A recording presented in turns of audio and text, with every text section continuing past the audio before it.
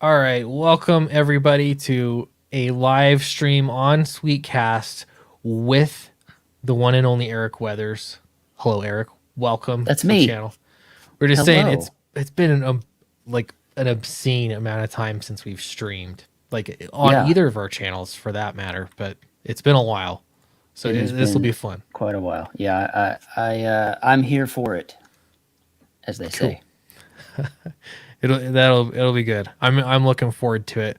I've been trying to okay, so I've shipped out the vast majority of Fatal. Right now, it's a couple books that have gotten damaged or shipped back, and kind of Hmm. working through the tail end. And then we've got Charlie's been doing head sketches that people ordered. He's actually getting really close, I think, to being finished, and so those ones will have to go out. And a few things like the prints, but I'm at the tail end now, and it almost feels like I can't do much as far as finishing the campaign. I'm kind of just waiting on a few Hmm. things, and so yeah, I guess it's a good place to be. But now I'm thinking about, well, what's next, and Yeah, I'm not alone.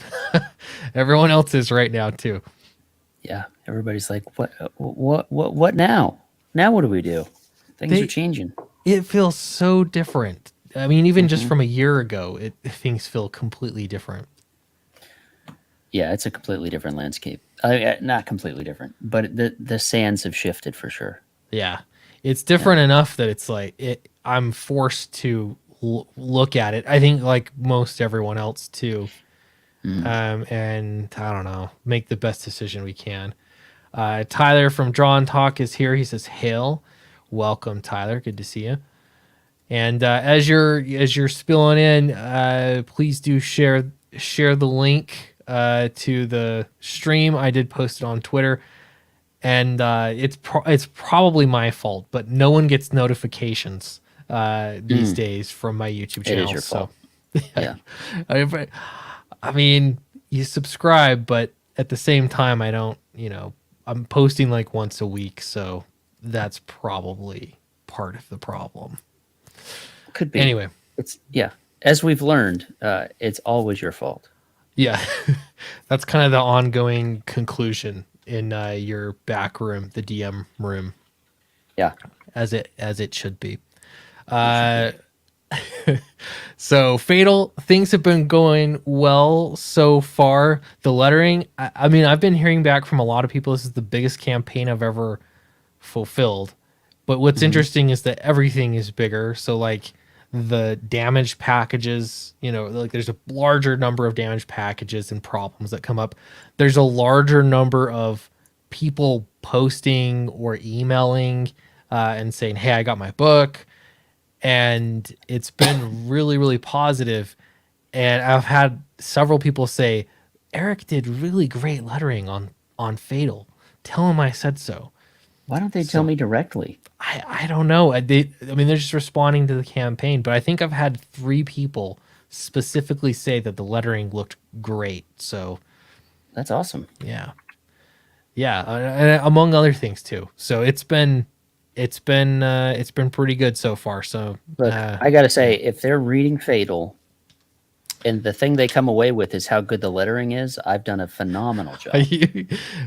yeah, you have done a phenomenal job. It's great, and it's been there. There are a few things that I mean, most of the things I would change had to do with the printing, and I had Hmm. to switch printers and stuff, and that was like I would change some things, but as far as creatively goes, um, I think it turned out really well, and people are responding in kind, so it's been really nice. Good. Of I was gonna say, have you read it yet? But of course you. course I have. That's a dumb question. Uh, anyway, so there we are with Fatal. I'm gonna slip over here to my Twitter real quick. Oh, there you go. Thanks. I posted this today, and this is after me running polls. I'm gonna make this a little bigger. I ran a few polls. I ran one on Twitter maybe a month ago. I ran one right through my mailing list to kind of see what, gauge interest and see where people were at. And I think shifting from Indiegogo primarily being the place that you go to launch and really just make a book happen, that's a massive shift. It was really hard for me to even I don't know to consider it. Like it's really Yeah. tough. It's such a fundamental shift. So I got looking into it, and I decided that ultimately it shouldn't be like you shouldn't build your business on a platform that you don't have any communication with. It's one-sided communication. They'll send out those surveys. You get those surveys where they say, what can we do better? Yeah. You Yeah. get it, I your started. spawn. Yeah. Go I ahead. started to fill mine out, and then I thought they're not gonna listen. I So know. I didn't even because like at this point, I think we've learned our lesson. Right. Yeah, you go through the motions. And it's like, well, the one thing I would like is for you to be able to go to Indiegogo and search for my campaign and find it. Yeah. So if you What else can't are we do paying them that, for? right. Like, what's the point? And if I look, let's see, Downcast, I think I did volume 4. I know I did something weird there. Downcast volume 4. If I search that up, You got to actually spell your book right. oh though. my gosh, what is even happening? There we don't go. know. Downcast volume 4. You're getting Downcast books. Here, look, you got, previous campaigns that I've done. You're not getting the pre-launch page. And Yeah. so But all scroll up. You can Yeah. actually on the right there. You can click on launching soon. On the right. Sorry, on the left. on the left. I don't know my left or my right. Launching soon. Here we go. And it's still not here. I get rebounds showing up too when I do Battlebrick Road 2, and the same things show up. Yeah, so I don't know what I did, but if I'm launching soon, I have a pre-launch page.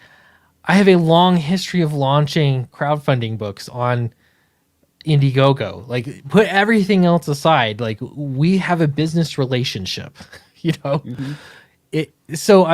This is, to me, maybe I'll launch the campaign on Indiegogo and it'll have lots of visibility and it'll be fine and everything will go as planned as all the other campaigns have.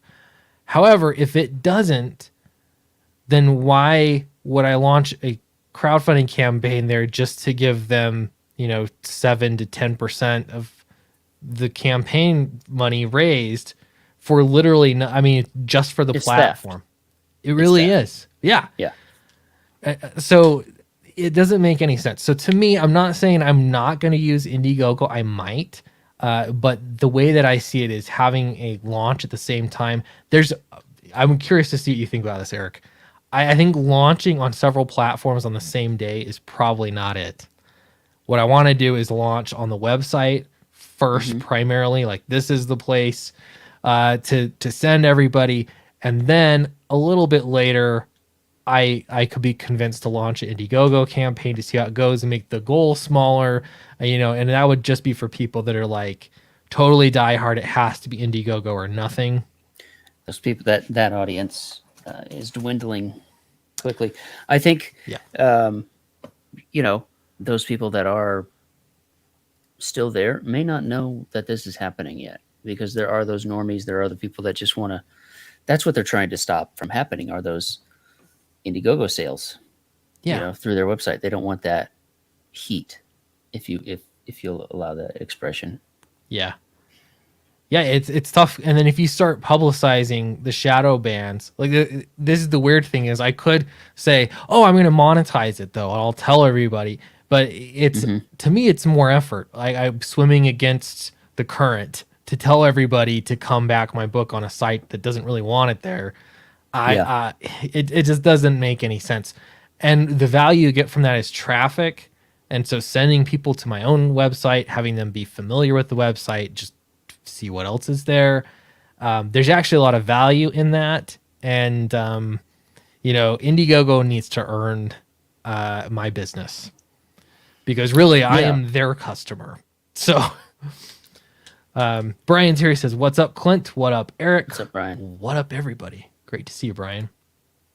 Tyler says, I just did a Twitter thread on this topic on crowdfunding platforms and the problems. Yeah, and I've seen you. I mean, everybody's been talking about it. But yeah, I've seen a bit. I haven't seen what you posted today though. We're paying them for service and they're not providing it. Exactly. And it's like we're running a fundraiser campaign. I don't know. It's one-sided relationship. It doesn't make any sense. So Yeah, we're not getting any of the benefits of the 5% they're taking. Like with Fatal and Battlebrick Road, we're both over 100,000. So we gave them $5,000, and we got a benefit from that $5,000 back then. yeah, And the funny thing is I know you're gonna talk about this, but I did the math on that. I was like, that's a lot of money, especially if you piece it out over what would be web hosting and plugins for making your own. yeah, It's like I could theoretically run a Battlebrick Road or whatever campaign, paying the Indiegogo fees, and it would take like 12 years to cover that cost of what Indiegogo took. yeah. Like something outrageous like that. I forget Right. the exact numbers, but It's insane. And I looked into it a little bit. I actually went and got the plugin put into my website. Here's like the back end of my website. I'm like, is there anything? I don't think anything this matters if you see it, but right here, here's the new app plugin I have. I've got a free, it's like a week or 2 week trial. But it costs $25 a month to have this plugin. Then you have your, PayPal fees, but that's it. So That's it. for $25 a month, if I have the campaign running, even if I leave it up for a year or something because of, I wouldn't need to, frankly, at that point. But No. having it open for a few months is, maybe it'll cost me $75 or something, depending on how long I leave it up there. But that's it. It's so little, it just doesn't matter, compared to how much money we're paying for these things. So. yeah, and obviously that's it scales with how well a campaign does or doesn't do. So Yeah. For the bigger campaigns, it just seems like a no-brainer to do something like that. I mean, even a smaller one, if you run a campaign for 2 months, it's $50, and it's way less than what Indiegogo is going to take, even if you make 5 or 10 grand. Like you're saving your money, and you get it right away. You don't have any of that other nonsense to wait for. Like, oh, you got to wait 2 weeks for That's true. Yeah. this and that. You got money right away. You can pay your talent. You can order things, and They can't hold your money hostage either. And I haven't, no, I have heard of it. Indiegogo has done that. yeah, The they did it problem, to Vaughn. they did it to Vaughn. Yeah. They've done it several times. But my issue that I have with Indiegogo is that they don't communicate the reasons why. And that ultimately is the problem. So, we saw those leaked videos from Crowdfunder, not to be confused with this Crowdfunder. This is Crowdfunder Yeah. spelled with an ER, not just Yeah, an R. there's an E in there, so you know it's legit. Makes a big difference. But we've seen those leaked, and at least it's like, hey, at least he's saying it. I didn't realize that wasn't. He didn't know he was live. That was a private Skype call recording that's been leaked. I didn't realize that detail, and I don't know that Crowdfunder would have been as upfront about that if this whatever is the CEO or whatever. I don't know if he would have been that upfront about it, but it is what it is. It kind of just confirms what we all knew anyway. So if that's the case, they own their platforms, whatever. It's their platform. But this begs the question. I kind of think, I've put so many years, all of us have, into making Indiegogo the place to be. The cumulative We can effort. take that away. Exactly. We can take it away. Yep. Us sending that much traffic to this website, I don't think they're not showing the appreciation that they should for that kind of traffic that we're sending. And so I'm not saying that I won't use it. And not only that, if you are this is always the thing that comes up. You're a small creator. It's your first campaign. You feel like you need a platform to be seen. Go for it. I'm not going to tell anybody what to do. And in fact, I will back a crowdfunding campaign on on Indiegogo again, just like I would anywhere else if I want it, you know. But I'm just saying for me, and I think for a lot of other people, we're at the point that it just doesn't make business sense to keep doing business as usual. So that's where I'm at right now. And again, I might launch, probably will for anybody that just insists that they use Indiegogo. But I think most people, the vast majority of people, are only going to Indiegogo because we're sending them to Indiegogo. Yeah. I mean, So, and that's been an argument for a while. yeah. Again, I think in a fair world, and this kind of goes into what Brian what it says after that. He says he always knew the crowdfunding model wasn't sustainable. It would have been sustainable had it all things been equal, but they're not. Like, we're being actively targeted, Yeah. you know, actively negatively targeted. So yeah, it's not sustainable when you've got your, you know, a hand tied behind your back or both, and you want to try and build something, whether it be audience or funds or whatever. Yeah. So Yeah. it's just like we opened with it. We're in a different Yeah. we're in a different spot. Things have changed. A few of the side effects I expect here, I'm speculating. Hello, sorry, let me check in with the chat too. Hello, Eric and Clint. Cheers. Were you shadow banned last campaign?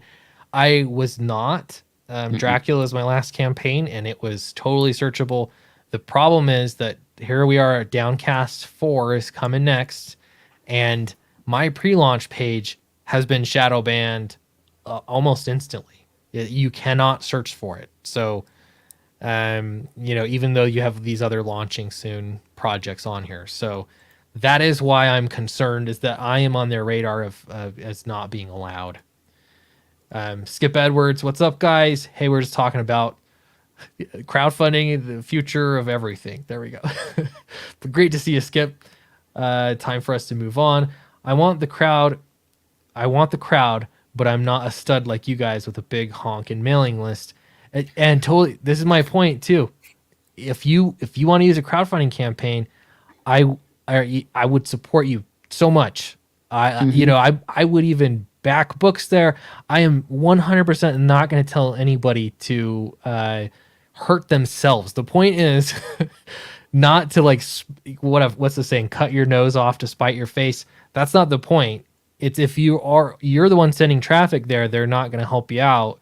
You know, might as well fight fire with fire. But Skip, if you're going to use a crowdfunding campaign, more power to you, and I support you on that decision. I wonder if the shadow ban was enacted by new employees that came in recently into Indiegogo. That's a possibility. That's a great theory.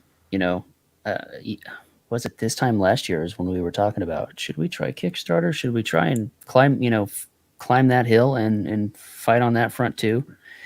And one of my arguments was that we were one hire away from Indiegogo kicking us off the platform, and look where we are now. Yeah, it's true. You know, it's true. I mean, we just live in a place where if somebody doesn't like you, they can mess with you. You know, Yeah. So, and the way that they're doing it is, it's so obnoxious because they're foregoing the virtue signaling points for it, and instead saying, well, we'll just shadow ban these campaigns. We're not going to announce anything about it. We won't answer questions about it. We're just going to leave them shadow banned. So we'll still collect the money, but they also have plausible deniability that they're up to anything, you know, because they're hoping that we'll think, well, maybe they're incompetent. And that discussion was going on forever too. Yeah, it was, for sure. Yeah. It's tough. I expect, one of my speculations is that as people are sort of dispersing to their own sites or elsewhere, it crowdfunding numbers, or especially if you're launching on several sites at the same time, like, overall numbers are probably not going to look as high. You're going to have to add some up to make it work out better. But we've already seen some campaigns that are killing it on their own site anyway. So yeah, I really don't think it's it's like the nail in the coffin or anything. We just gotta, it's a pivot moment. Okay, I think one thing you don't realize is normie Indiegogo backers look at what we've backed, and going to another platform doesn't really show you support other indie creators. Yeah, I mean, it's a fine line, but again, I will still be buying every time I do my taxes. I look at I'm spending a lot of money supporting other indie creators. Mm-hmm. And this past year was no difference. Like I actually spent more, I think, this last year than I have the year before, which was a significant amount of money. So I still will back on these campaigns. I don't know if it's right for me to put it there. So, talking to Brian there. Whoa, yeah, good point. Um, the future of crowdfunding is decentralized. Yeah, it might be. I thought too, Could be. if you got it set up well, I could. I'm not. I'm just throwing this out there though. I could foresee a future where, on my site, I picked a few campaigns that I like and would offer people to crowdfund on my site since I have the components set up. Mm-hmm. I could see a world where that happens. I would not at any large scale or anything, but I don't know if I'm putting more effort into my own website, I could see doing that, and I think people could benefit that, and especially if they were books that were similar or seemed like they would make sense from Sweet Comics, Are and you so saying you wanted to publish them, or no? that would be the tough thing because I don't necessarily. It'd almost be like I'd want to host them, like because I wouldn't want to fulfill for them or anything like that. I wouldn't want to get into that depth, but to just host it so we're sharing traffic. Again, Yeah. this is so early, but I have considered it that maybe it'd be a good thing to sort of team up a little bit, and that way you can find more campaigns in a single place. This is also why I think these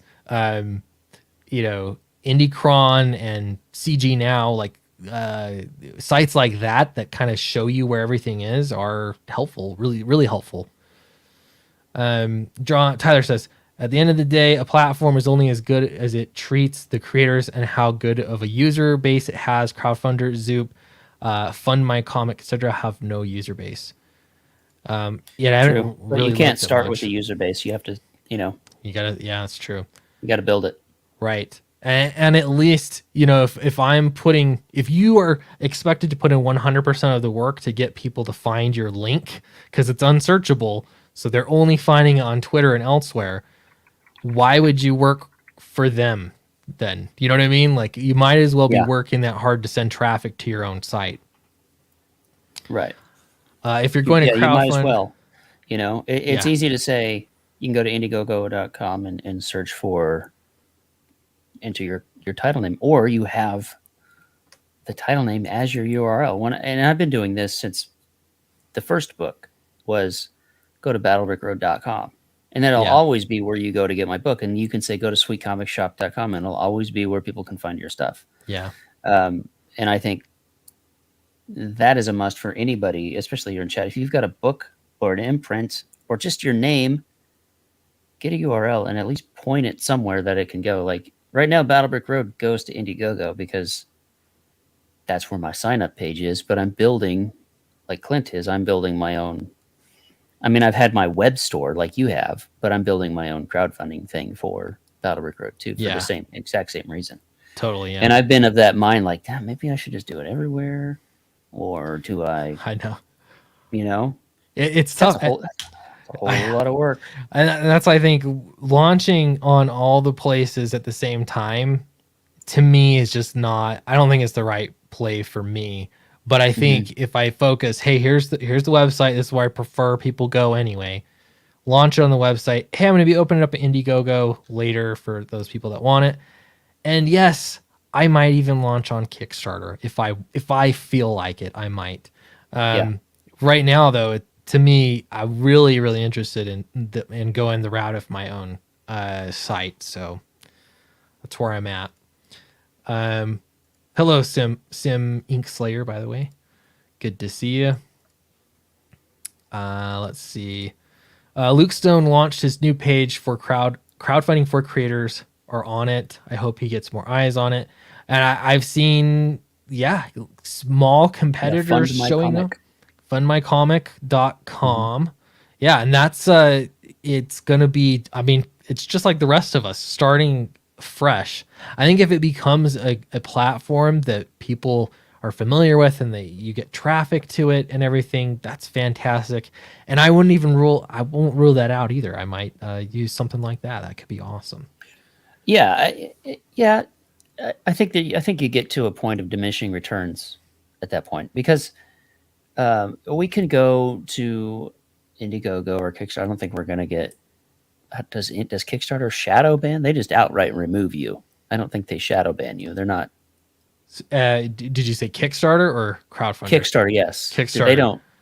They'll Yeah, I just don't- take it down. They won't like I think hide it from. I don't know, but they'll take it down and then they'll give you some boilerplate explanation. Yeah, yeah. But Yeah. again, there is that argument that they are the Walmart of the crowdfunding scene. I mean, just ensure click or foot traffic or whatever you want to call it. It's like way bigger than Indiegogo. I know that's the scientific term, way bigger. Yeah.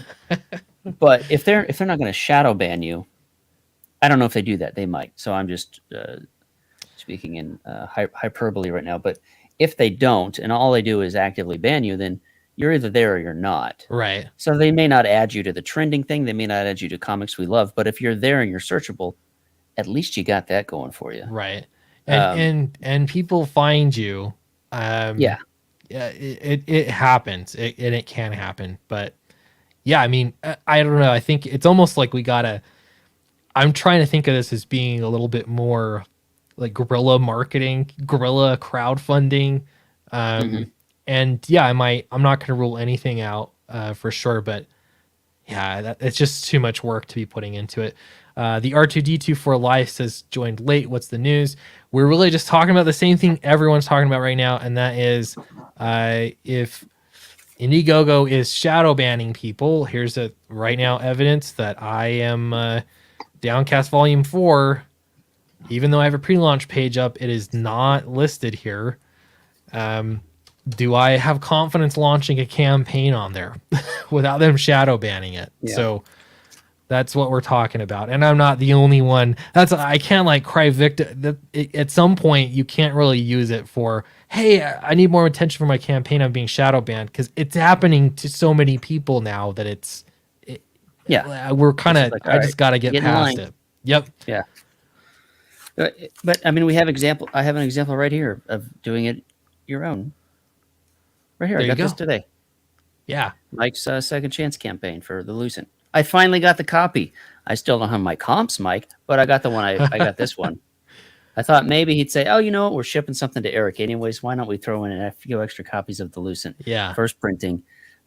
He's a good guy. I like him. Let's, But no, he wants to spend more money on me, so I guess maybe I should feel good about that. It's just not going to happen. But yeah, got that today.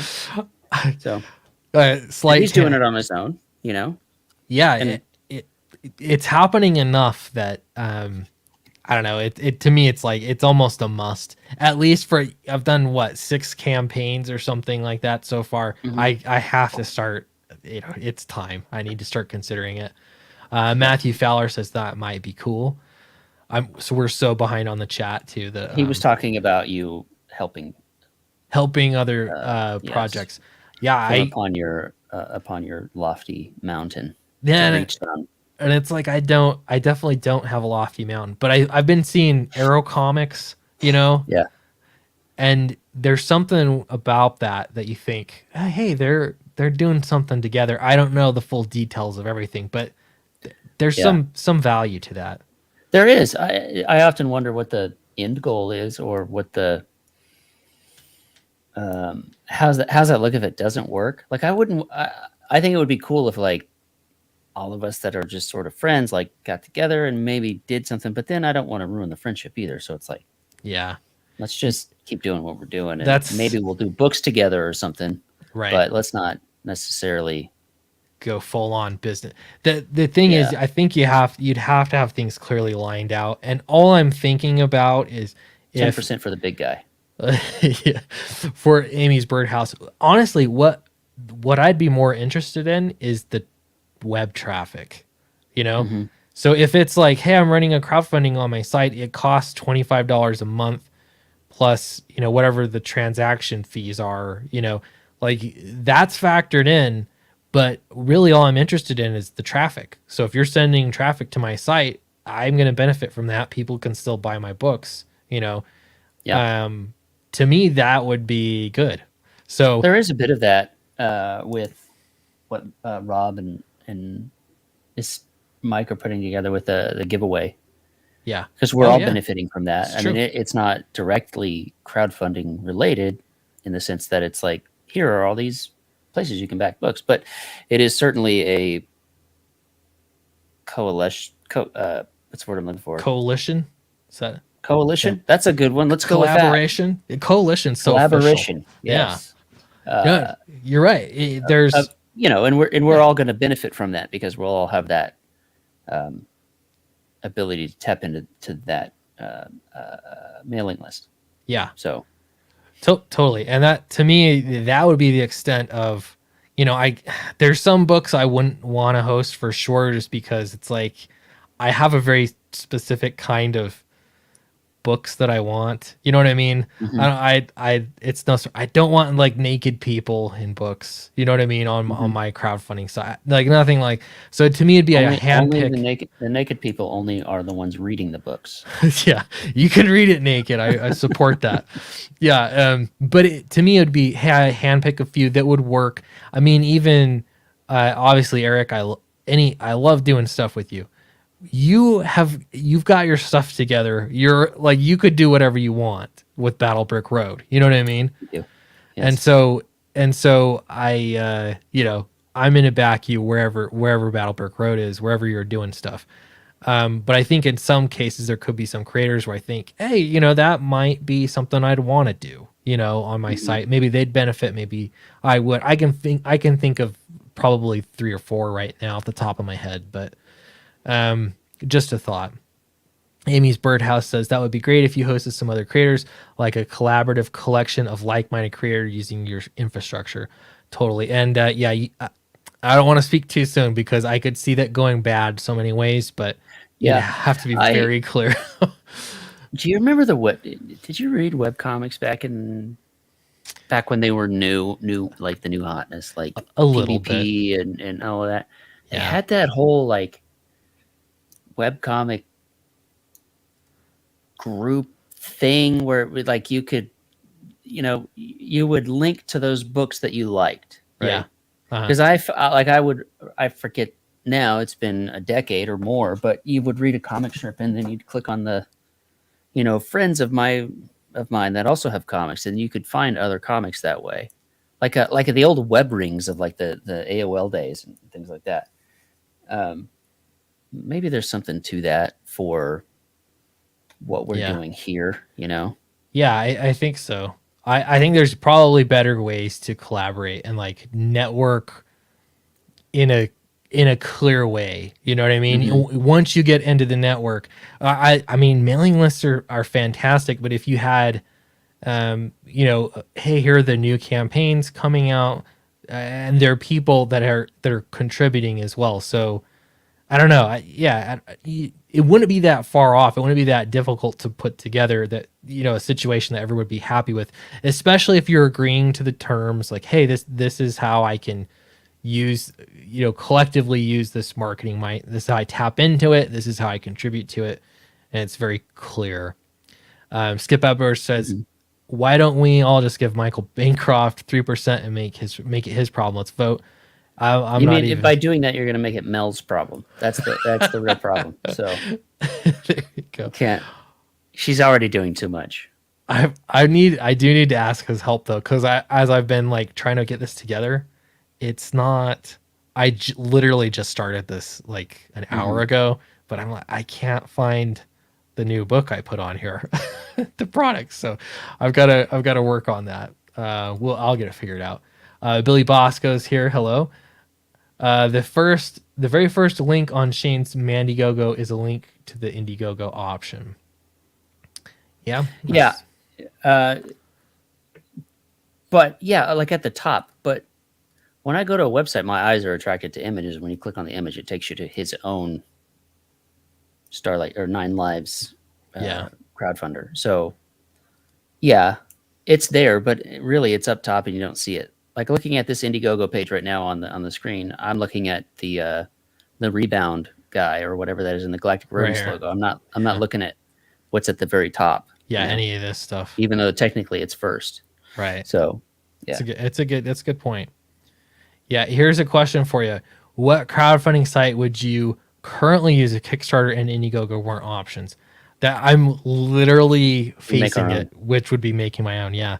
Mhm. I don't think currently there's another platform that offers anything. Indiegogo and Kickstarter, at least they have some traffic. That's the benefit that they offer. Yeah, honestly, if I wasn't going, so I want to get to the point where I don't need to crowdfund it. Yeah. Um, Just launch it. I would like to, release it. yeah, just just here it is. Like I am making enough money, I can print it. I can print 1,000 copies or whatever. I can hire. I can pay for the colorist. I can, all of that.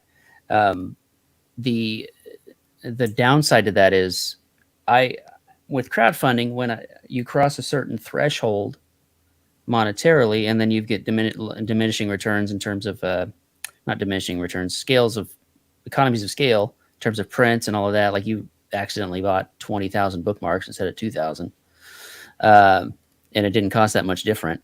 But the Yeah. and now that's what you're building furniture with it. Um, Gonna donate a lot of bookmarks. yeah, but I was on a track and I derailed myself, and I don't remember where I was going with that. Too soon? It's too soon. I mean, is Ohio under attack? Do we need to talk about that? Um, I'm totally out of but the loop. no, I would love to get to the point where I wouldn't even have to worry about crowdfunding or even consider it. I don't know if that's feasible, but I guess what I was saying is, because with the great thing about crowdfunding is, once you reach that certain threshold, then you're able to actually pay yourself, and then all that time that you spent creating the book, packaging the book, and shipping the book, and all of that goes on behind the scenes, it makes it worth it because you're actually able to pay yourself for the time that you spent Yeah. and all of that other stuff. Whereas these other options of like that I've considered, not like considered, or just, I don't want to say I'm considering these options, but I've thought about, like, I wonder what it would be like if I did X, Y, or Z. You don't necessarily get that. Like if I were to just release it as a webcomic and just make it free or whatever, Yeah. okay, that's great. And then put it all together at the end and then sell it. Like that's great, but that's a lot of work. Or you do like a Patreon or a Patreon like thing. I know people don't like Patreon these days, but again, I guess what I'm trying to say is, if Indiegogo and Kickstarter weren't an option and crowdfunding itself wasn't an option, I would still be making Battlebrick Road. But life finds a way. We would find some way. Maybe it would be just, okay, well, let's just send it to a publisher and at least get something out somewhere. I don't know, but Right.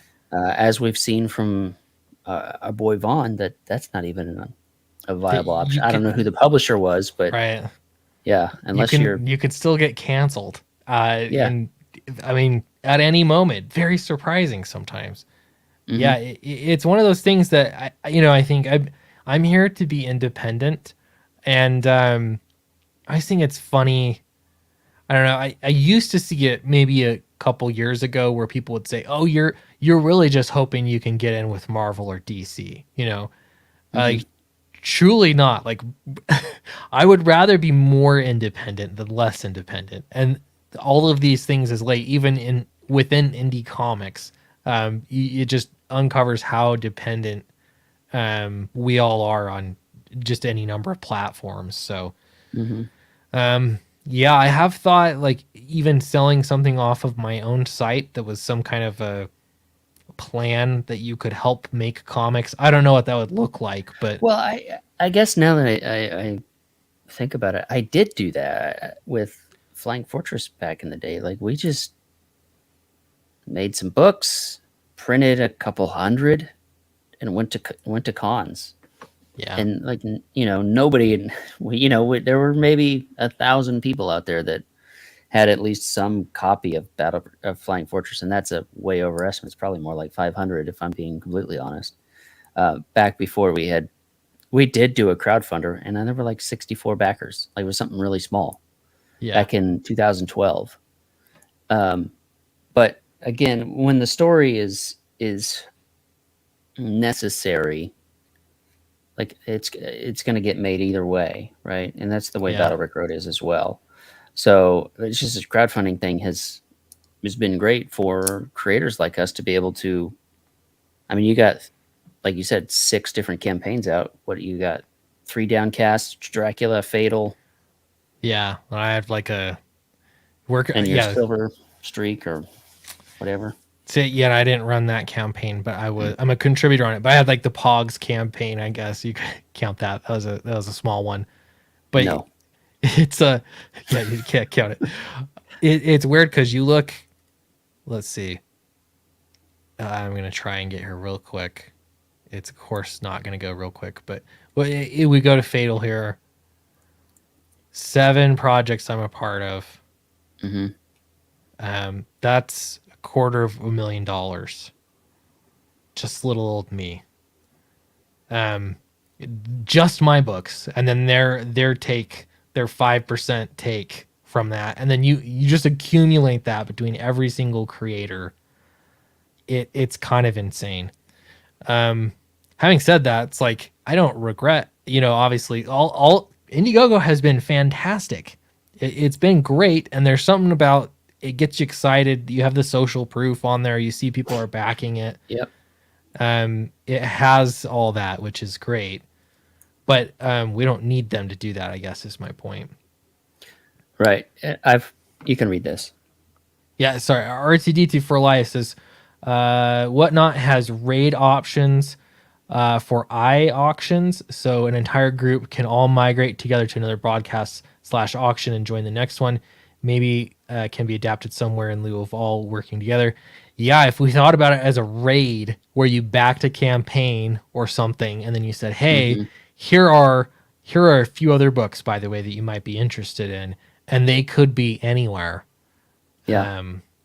That seems like that's not a bad idea at all. Indiegogo has a web ring for finding comics. I'd type in Eric Weathers, and it would show a ton of books and creators I'd heard of but forgot about. Yeah, again, as long as it's searchable. Yep. I was the glue that held Comicsgate together on Indiegogo, and now we're all falling apart because of the shadow bans. It's true. You could search Eric Weathers, you'd have anything you needed. Yeah. Jasper's here. Hello, great to see you. He says hi, Weathers. I'm like so far behind the chat. Have you considered that you try to get every single chat? That's adorable. I shouldn't. I've been away so long. When I streamed last week and I was kind of just going through with the chat, it was just fun. I was actually actually kind of miss, because I've been so sparsely on YouTube. I kind of miss that, like just talking to the chat's fun. Have you considered that YouTube might shadow ban undesirables? Any contingency plans? I think honestly it's like mailing lists. I say that all the time, but that's how the entire world does business. Like any reliable mailing business. List. Yeah. Yep. It works fantastically in a lot of ways. And the great thing about that is there are so many, like, that whatever platform you use to mail things out, they don't have the email addresses, you do. Yeah. So you could take it to another, like if MailChimp's like, no, then you can take it to MailerLite or any other of the dozens of them that are out there. So right. Yeah, you own the information. And if I'm doubling down on Shopify, they still have, I don't think, I'm like, hopefully I don't show you. You can all see I sold a book recently. There you go. Mm-hmm. One book. But here, like, you can actually get into sending your own email campaign. There you go, Shopify emails. You get 10,000 free emails per month. That is a lot of emails. And it's not free because I'm paying for Shopify. Yeah. But that's a once a year fee. And when I think about it, I might move over if I'm doubling down on Shopify. I might move away from Mailchimp and just it's See, and super easy. I didn't Just even look at that and didn't even know. So yeah, that's what I'm gonna have to do because I'm up against that. First Mailchimp dropped their numbers of what it was, and Yeah. which is essentially just raising their prices, but making it not look as. yeah. I mean, Shopify raised their prices too. So Yeah, and all of these are it's going up. But I'm like, if I can keep it all in the same place, I could potentially save money. I don't know. Maybe it's not a bad idea. I'll have to look into it. Yeah, and there's been a lot of careful what you click on, Clint. I know. I'm like, I There's don't been know. don't be like me and dox one of your customers on accident and have to take the whole stream down. Yeah, no. That's not good. Yeah, people are seeing my traffic, which isn't again. It's like I feel like I have to have the website, so I've been paying for it every year. I have stuff Yeah. on there. I make sales. Not many. It was like I think it was like 10 sales per year, something like that. Well, that's all that is marketing. Right. Exactly. Or But in the lack of putting all this effort into marketing, I don't know. I'm like I could just send people to my website, but anyway, I have these videos up. We're not going to watch them. I've seen them everywhere on YouTube, everywhere on Twitter. So we're not going to do that. But just for reference, these are the videos that came from. People were asking first, when did Crowdfunder make this statement? I've never even considered using Crowdfunder without an E. So I don't really care that much, but it really pulls the curtain away of these are the conversations that are happening behind the scenes that we don't we kind of know are happening, but we just have no evidence of it. So here you go. Yeah, we need a Comicsgate Project Veritas. Well, I guess James O'Keefe to infiltrate these companies and take them, catfish them basically, and get info from them, and then make it go viral. Yeah, just release it, and then we know. Yep. And again, it's like, know. wow, it's so nice to just know that it's not an option right off the bat. Yeah. So at least we know, and it's like we know with Indiegogo, like we know. Yeah, but they're taking the route where they're just gonna quietly, they'll take the money. I think they're hoping. I mean, exactly what's happening really is I think what they're hoping for is that we'll get the hint and leave. But I'd rather do it before this campaign rather than after. So I don't really want to find out the hard way. Yeah, there are some people that are still sticking around with Indiegogo. It's kind of interesting because the biggest argument, remember last year and prior, the biggest argument about not going to Kickstarter was, I don't want to give money to somebody that hates me. Yeah. What's Indiegogo doing? I know. Now it's like we don't want to, I don't know, concede territory or just let them win. It's like they're winning. They won that, right? Right. It's not something you can fight. They're getting your customers' money. Right. And they're not giving you anything in return. They're sitting there. You're literally just sending them money.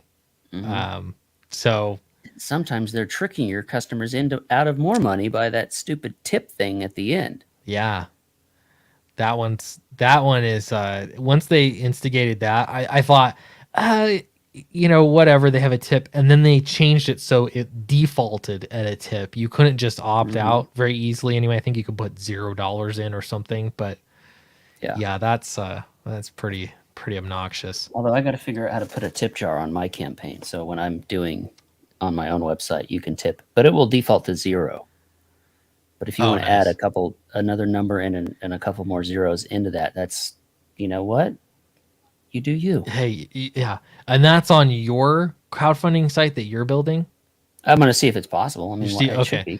But see, the difference is if I'm supporting because I want Battlebrick Road to do great, and I know that my tip is going directly to Eric Weathers, and the team, that's a totally different thing than, hey, here's a middleman that is shadow banning and also, could hold all of this money hostage, or could cancel the campaign or refund. You know what I mean? Like I can't live like that. I would much rather just give the tip directly to the creative team. Yeah. Crazy. Let's see. Here we go. Kickstarter was persona non grata because it kept Rick Meyer from crowdfunding. Apparently, things have flipped because Meyer has recently crowdfunded on Kickstarter.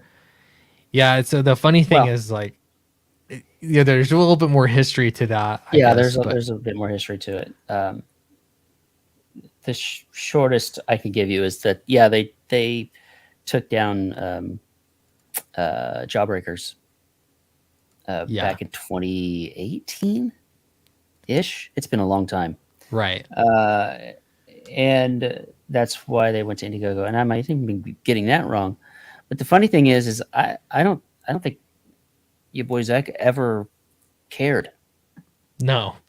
Well, because you can look at his public Kickstarter profile and he was backing stuff on Kickstarter the whole time. yeah. So he was never like, F them, I'm never gonna back on like he was still giving them money. He also goes over It wasn't events. personal for him.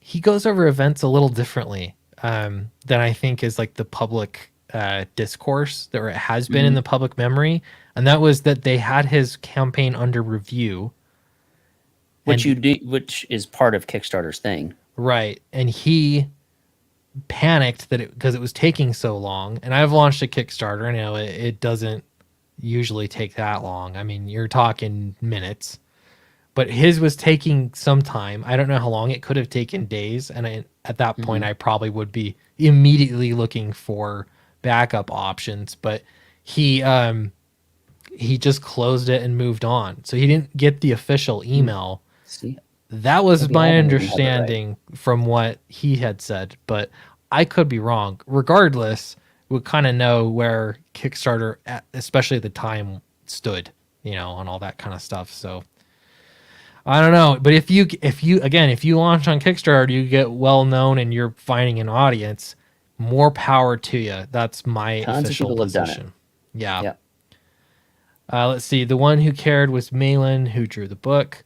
Yeah, I think a lot of, I mean, people cared. A lot of people cared. Yeah, they did. They got at the turn of events was that really, I think that among a few other things made them an awful lot of money. So on one hand, I kind of wish that Kickstarter would have done that to me at the time, because I don't think you could recreate that perfect storm of events. But now it's like people are getting shadow banned all the time, but you don't get the other reaction. The other shoe doesn't drop the same. No, it doesn't. You don't get the outrage from the allies Right. Yeah. They to support you, voting with their dollars, Yeah. So But yeah. and that is unsustainable. I mean, Yeah. absolutely, that's not anything you can trust. But putting out good products that people love, Yeah. that's sustainable. Yeah. That's all Yeah. I want to do. Right. And I think for me, it's more, the question is still, I mean, this is exactly what I was wrestling with last year, but how do I release things a little bit more frequently? Meaningful releases. It's not, hey, here's a Pog set. I mean, that was cool and I'm glad I did it. But like Yeah. releasing meaningful things more frequently, I think that is a pathway to success. And again, that is not easy. No, that's where the money is necessary, because Right. you need the capital. Like I'm looking at, I'm almost ready to go. I'm just waiting on artwork right now. I'm basically like, I could, if I had everything I needed tonight, I could launch in a week, like just to get all the graphics prepped and get all the copy written and then make sure all the bells and whistles are there and all of that. Like if I had everything I needed artwork wise for the campaign, I could launch in a week. And that's a bit frustrating to just kind of be hemmed up by oh, don't click on that. Products, sorry. You gotta stop sharing your screen. I know. I'm trying to get to this guy right here. Let's see. Look at Can I that make this beautiful big? cover. There you go.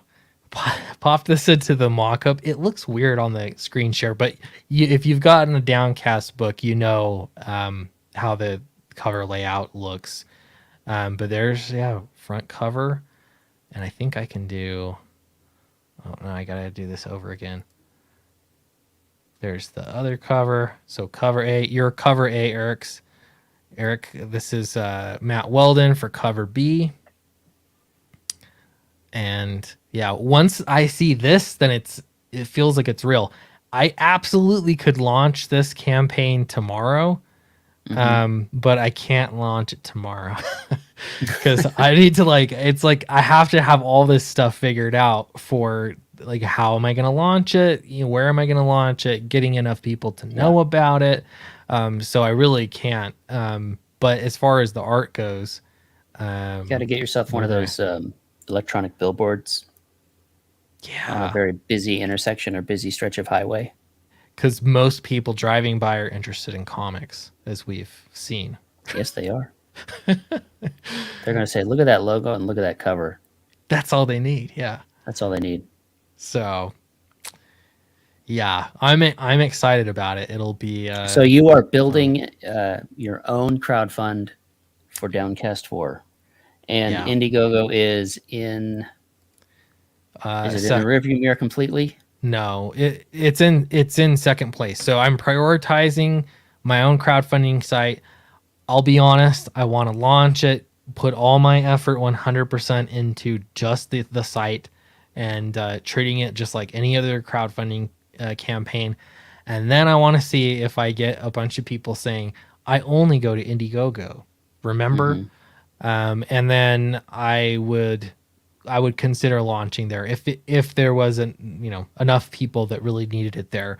My goal is, though, if I'm funding the campaign on my own site, Indiegogo is truly, I mean, obviously the more books that we sell, the better.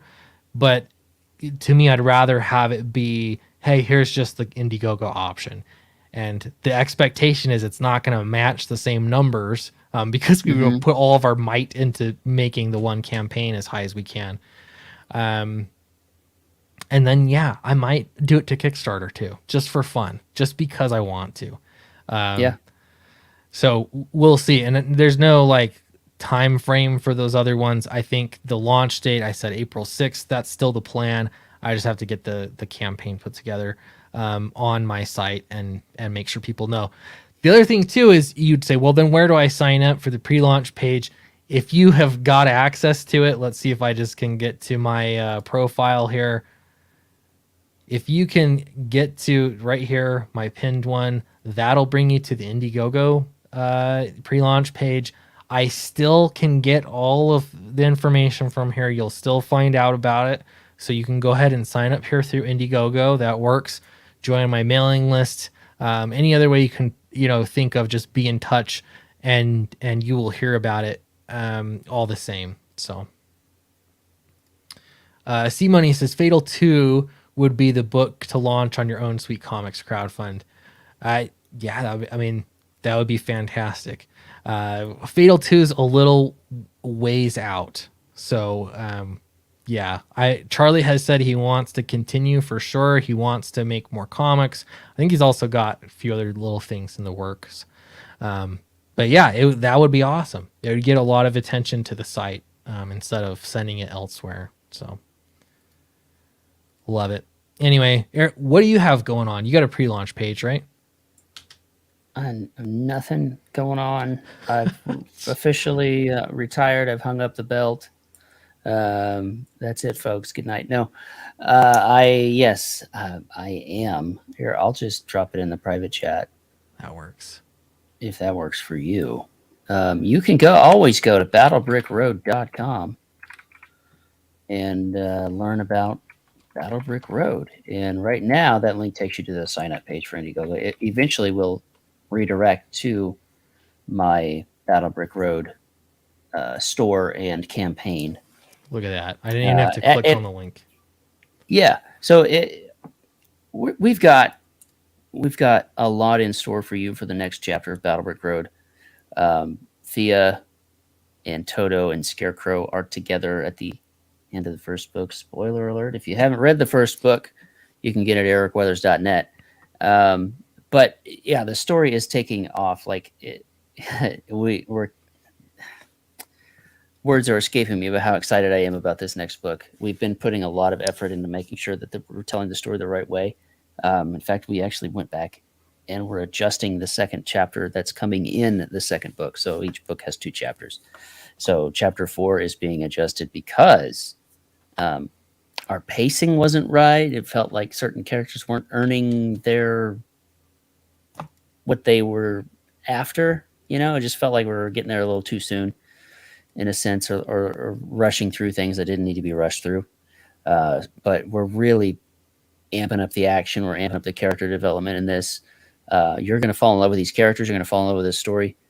Battlebrick Road 2 is coming extremely soon. I'm just waiting on some artwork. I'm waiting on colors and covers. When those are in, then a week after I get all that stuff, you guys will be ready to back it. Good stuff. Count me in. The Battlebrick Road too. Think about it. It's one of those books that stood out so much. I know I'm biased because I really like you, Eric. Surprise. But I'm saying the reaction from people too when they got it, and I'm sure you saw it, better than I did. But everyone seemed to love it. Like it just went over so well. Yeah. So the response was incredible. Yeah.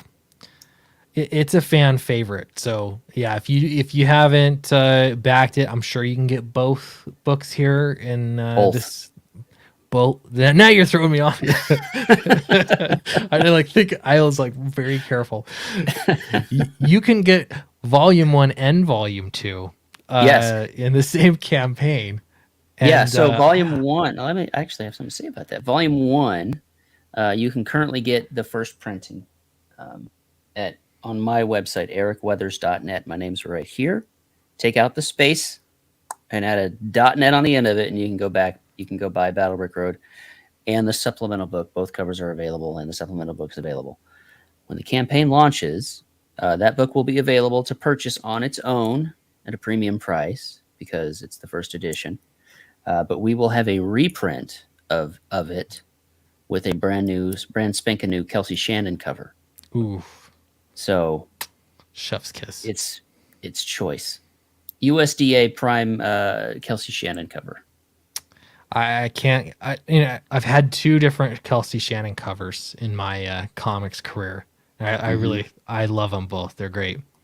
You have the greatest Kelsey Shannon cover ever, if not the greatest cover of all time, with that Dracula cover. I know, that was so killer. It's such a good cover. I was thinking that the Dracula books, I could probably sell it from different locations as a coffee table book for Halloween. You know what I mean? If I found the right shop, like it just looks so good sitting on your coffee table, if for no other reason, it's awesome. But yeah, so do check out Battlebrick Road. We could be launching close to the same. I mean, I don't know. It's hard to know right now when you're launching for sure, but who knows? We could be in the circuit at the same time. So yeah, like I've got like 60% of chapter 3 done and a little bit of chapter 4 done. So like artwork wise, I'm good. You got to have that color up there. You got to have that splash and that pizzazz and make people want what they want. Try to sell them on your goods. So yeah, we're again just sort of in limbo right now. Yeah. But one thing I will say is we're doing a little bit of an experiment. I'm really considering different pricing structures, especially since we're going to be on our own website. I've talked to the wife about how we're going to handle like shipping costs and all of that. When you buy one of our books from our website, you get either first class or priority shipping, and we're probably going to be doing that. We should be doing that for every book, always, forever. But a lot of times people will say, well, it costs this much for the thing and this much for the bag and board. And, I'm just sort of wondering if that's really maybe business wise. That's how you should be thinking about it. But I'm wondering, if, I know how much this many Gemini mailers costs. Just make that an upfront thing, and then you don't piece that out. I don't know. I'm sort of getting into the weeds a little bit, but we're looking at different pricing structures, and even just having the option to buy the book and not worry about all the extras because most people are over the extras. Only the newbies coming in are Right. over the extras because they don't have drawers full of them. Yeah, I've even thought if I did a tier that was a book, nothing else not signed. I think there'd be people that went for it, especially if I think it would go very well. discounted. Yeah. Yeah. Because signing we're gonna have takes a lot of time. It gets really slows things down.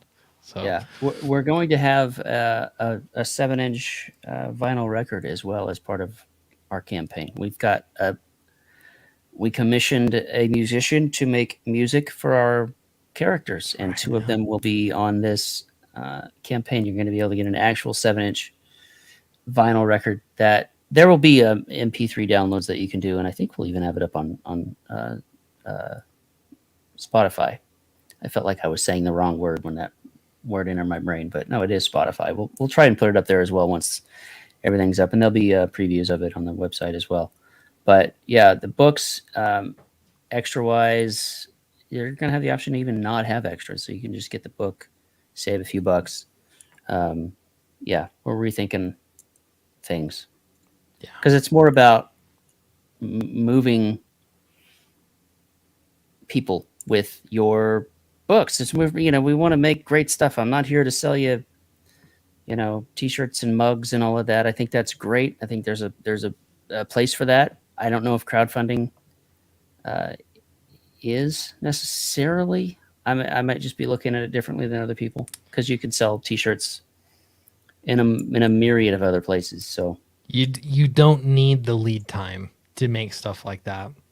Right. The book is what's most important. Right. Yeah. And the book takes, if you're not making, even if you are, you still want those pre-orders before you go to print, because getting that print run right matters. You don't want to spend too much money on a print run or not print enough. But I think this kind of leaner route to go. I'm thinking exactly the same thing. Just getting a little bit leaner with what is being offered on the campaign. And if I can make an affordable option, it's going to have literally nothing, no signature, because that saves me time and money. And yeah, that I think people would like that. So I got to tell you, the inflation was so awful for Fatal fulfillment, because shipping costs a heck of a lot more now than it did 2.5 years ago, and among several other things. But I sent not all but most of the orders to Australia, all in one box, and I shipped them to Michael Bancroft, and he's gonna ship them from where he's at. And I slipped in some candy that I think they don't have there in Australia. I tried to remember from our discussions. Yeah. So that'll be fun. I'll bug him about it when he gets it, and maybe see if he can try them on stream or something. But I want some Australian candy. Yeah, I would eat it. Oh, hey, speak of the devil. Oh, my goodness. I won't tell you what's coming, Bancroft, but when you get it, let me know. I'd love to see you taste some of it on stream. So be great. And look at that. Thank you, Mike, for the one. Thank you, Mel, for shipping me the book. I appreciate it. I won't even open it. It'll stay like this forever because, let's face it, I've read it. But I do like how you just shipped this one, and I'm still waiting on my comps from the first one. It's really weird how that happens. Oh, well. I know you're busy. You're a busy man. Yeah. But it looks great. The print quality is fantastic, at least on the cover through the bag. Yeah. Because I haven't actually taken it out. You should write a review now of it. Well, I guess just like you've already read it. But. That what I just said verbatim. I'm not going to read it, but it looks beautiful in the bag. It counts. Yeah. R2D2 for Life says, I still prefer signatures when possible. It separates crowdfunding from retail. Absolutely. I think, hey, have that as an option. But I don't Yeah. know. I think there are a lot Yeah, of people that don't care. Do you sign your books when they buy them on your website? No. Really? I sign the single issues because they say that they come signed. When I sell them, like any of the crowdfunded books, I don't sign them. Here's my reasoning. I say that they're not. I don't say anywhere that they're signed, but I think it's because I have signed more than I have not signed, and so I'm thinking if people really want an unsigned version, there's a place for them to get one. I don't know. That's my thought. But as far as the single issues go, they're not getting them signed when they get them. If they're getting them from Alterna or wherever, eBay. Right. So and I will sign those ones, but See, I take a different approach. I sign, well, first of all, when it's campaign mode, you get the signature from both Zeb and I, because he comes over and we pack and we do all that stuff together. So it's easy. But with these if you want to call them leftovers, with these other ones, these remaining books, we didn't sign them at the time, so I signed them. But the differentiation is anything you get from the crowdfund, and anybody can steal this if you want, because I'm stealing it from somebody anyways. Anything you get, like first edition crowdfund, you get the gold signature. And if you buy the book secondhand or from a second source, whether my website or meet me at a convention or something, you get a silver signature. So you're always going to get the gold pen signature from the crowdfund, and anything I sign that's not from a crowdfund is a silver signature. I like that. That's a good idea. Yeah. And then if you mail me something because you want me to sign it, you get the bronze pen. And if it's not a book but it's a book I lettered, you get a black Sharpie. I just made that up just now. I don't know if I'm actually going to do that, but definitely the gold and silver. Yeah. We'll hold you to that. Yeah. Because now you've said it. Now I've said it. Now it's written in digital stone. Here's a question. What percentage of the fundraising would be a nice guesstimate for the printing costs? Oh, man, you can't. That is, yeah, you got to go case by case. You're going to have to get with a printer and get a quote. And what I usually do is get 3 different quotes, or it's like the same book, but what if I only get 500 copies? What if I get 1,000? What if I get 1,500? Or, scale that up based on what you think, or scale it down based on what you think you might sell. And the printing costs for Fatal were really high. Mm-hmm. I'll say that. But part of that was the timing and a lot of things. Yeah, so sorry, that's not a helpful answer, but printing. Yeah, you can't. You can't just say, okay, 10% of everything that makes going to be. You can't do that because one, it depends on where you're printing and how many pages you're printing, what kind of stock you're printing on. Like, is it black and white or color? There's just too many variables. Yeah. Skip Edwards is saying, ask Bancroft about hosting all the books for all creators. By the way, my camera just went out. It does that sometimes. Mm-hmm. It's not, I'm not intentionally doing it. So I figured you were disrobing. Yeah. I was about to read a comic book, so that's what you do, right? That's right. Hold on. Let me undress first. Must have been lost in the mail. I see. Lost at sea. Like how Bancroft doesn't have a wrench. You're one of the people here. I don't even have my YouTube open. I would totally give him a wrench if I had it open, but must have been lost in the mail. The wrench, yeah. Mm-hmm. That's right, it's been. I like that idea. You want to run all of the crowdfunding campaigns for everybody, just make life easier. Man of the people for sure. Printing costs for that book that Eric just held up was $3.5K. I raised $7.8K, but I overprinted. So yeah, it's money right in the pocket, right here. Fatal costs good. So much money. I actually, I'm not out of the weeds yet, but I actually think I might make $0 from that campaign. The whole thing was just so. Oh man, that's a story for another time. But I mean, I probably shouldn't have charged $500 a page for lettering, but yeah, that's the way to go. Don't give him a wrench. I don't need a wrench. Okay, no wrench for you. But I did send you candy, so no. Yeah. I mean, there's the thing with crowdfunding is when you boil it down, the need is that you don't have the money to do something like that big kind of project. You need the help. But you need help because of the risk that you're taking on to do it. And so the mechanism of crowdfunding, that's why I'm not just pre-selling it on my website, you know? I think there's Yeah. yeah. I see now. That's the thing is like the risk is that there's no money there, or the risk, like you said, the risk is that you need the money. Yeah. Otherwise, what are you going to print up a couple of zines and sell them out of your trunk? On the other hand, it's one of the reasons why I like that bootstrapped, and I'm gonna use this example again once I find the book. You can alleviate the risk in terms of for the reader if you do what he did. I'm doing it again, Mike. I always bring this up. There it is. Scurry. This, if you haven't heard me say it, this is a webcomic and has been a webcomic for several years. And he crowdfunded and did these amazing hardcovers that I have right here on my shelf, but they're buried, so I can't grab them right now. And every volume of his book was a 6-figure campaign. That's crazy. Because he gave his story away for free and he built his audience that way. Uh-huh. You know? So there's something to that too. And then he just got published by Skybound, and this is in bookstores and Amazon and everything. And it was a fantastic way of doing it. And also it's beautifully painted. So the artist in me absolutely loves everything that Mac Smith does.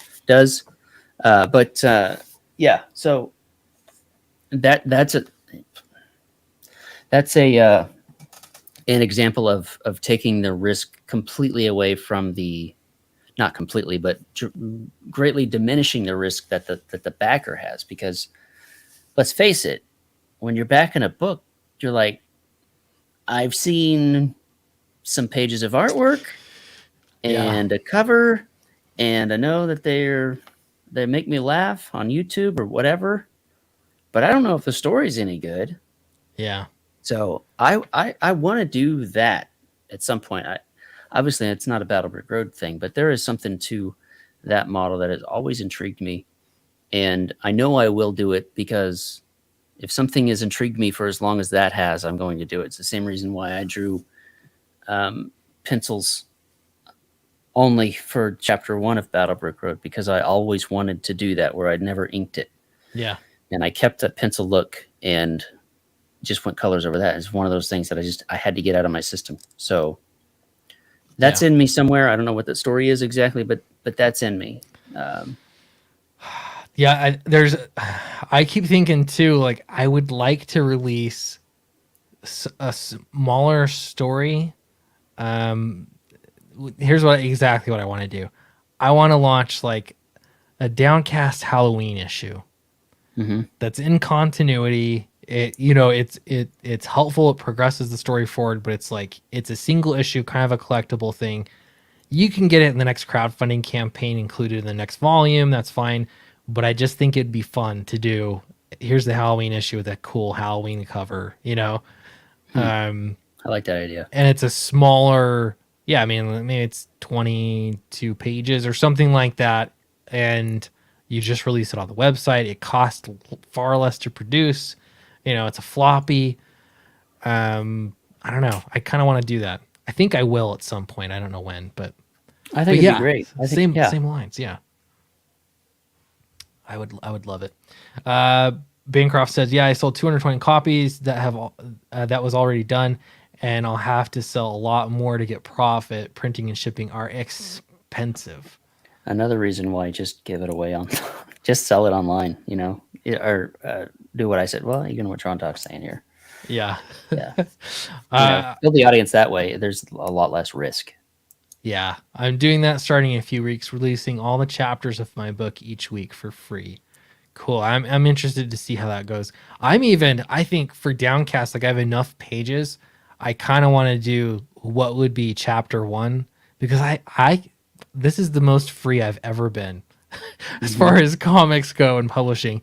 I kind of want to just make that first issue free digitally and shop it around everywhere. Like you just download it, you can read it.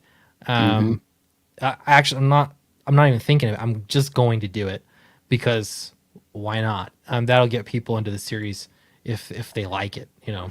And that could be an incentive for signing up to your mailing list on your own website. 100%. For those new people, get Yep. chapter 1 completely for free. Yeah, and I did hear from a lot of people. Like I said, Fatal's got really good reviews so far, which has been really great to hear. But I heard from several people that said, now I want to read what else you got. And so people were asking about Downcast. They're asking about, you know, some of the novels I wrote and things like that. And I think being able to give people that for free, again, I own it. I can do that. So it's just pretty cool. There's been a lot of hits and misses over the past few years for sure. Yeah, I'm not. That's 100% true. That happens. Hey, Jolly Green. Sup, Jolly Green? Is this? I don't think I know Jolly Green, but hello. I can see that's a pit drawing though. Plus, you may have reconsidered support for a particular creator for various reasons before the book is complete, and then regret that investment by the time the book arrives. That happens sometimes too if it takes a very long time to get a book, huh? Yeah. Yeah. Eric should have left a trail of breadcrumbs when he went down through that experiment. Philip, you've never seen me stream. I will be talking to nobody else but chat, and I will forget exactly anything I was talking about. I will set up premises or thoughts or ideas and completely forget what I was talking about. I have the worst memory, and I cannot carry a conversation unless somebody is on the other end to say it. So if I'm on a trail, there's a good chance what I'm saying right now, I won't remember what the point was when I started. Yeah, it's, you know, we only have the highest quality of streaming I'm the same, exactly the same way. So yeah, that's Jolly why Green, I'm in chat. Yeah, when I'm in chat or when I'm streaming, I usually forget to say this, but I will have to have people like, what were you saying again? Like, please tell me what I was talking about. And even then, there's a 65% chance that I won't remember what I was going to say. It all just sort of happens and then it's gone. It's a crapshoot. Well, Jolly Green, welcome to the channel. Great to have you here. So, cool. Well, hey, I'm gonna get back onto my Shopify store and figure out how to build this thing out. I think that's my next big project. But I'm really excited actually to see how this year goes because I think everybody is trying new things. Eric, you included. Thanks for coming on the stream with me tonight. It's always good to talk to you, and it's been so long. It's been a really nice, just kind of one-on-one hangout. So thank you. It has been too long, Clint. Too long. More will come. I'm going to be streaming. I'm going to be aiming for every Monday, but I'm also, once I get a few things finished up, I'm going to be posting some more videos as well. I had a few ideas for like higher production stuff, and I'll be honest, I don't. It's just not going to happen. So I'm going to post some like typical sweet cast stuff, but who knows about any topic? Could be anything. Anyway, that's coming up. So yeah, follow these campaigns. Watch out to see what's happening the next couple months. And I think I'll close off the stream. See you all later. Later, everybody. Bye-bye.